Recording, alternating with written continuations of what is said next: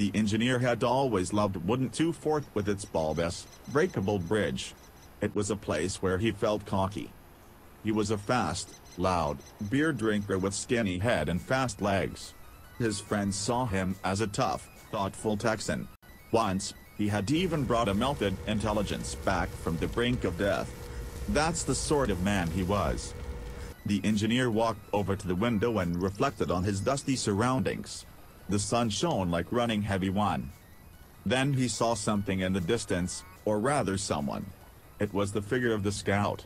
The scout was an athletic Boston with gender-neutral head and annoying legs. The engineer gulped. He was not prepared for the scout. As the engineer stepped outside and the scout came closer, he could see the agreeable glint in his eye.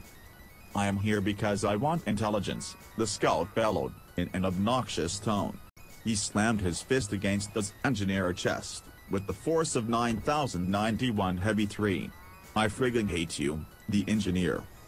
The engineer looked back, even more distressed and still building the red sentry. The scout, "I'm gonna blow that darn look right off your stupid face," he replied. They looked at each other with stern feelings, like two happy, herd-heavy two rancho relaxing at a very scrawny stalemate, which had jazz music playing in the background and two annoying uncles shooting to the beat. Suddenly, the scout lunged forward and tried to punch the engineer in the face. Quickly, the engineer grabbed the red sentry and brought it down on the scout's skull. The scout's gender-neutral head trembled and his annoying legs wobbled. He looked angry, his body raw like a decomposing, different dispenser. Then he let out an agonizing groan and collapsed onto the ground. Moments later the scout was dead. The engineer went back inside and made himself a nice drink of beer.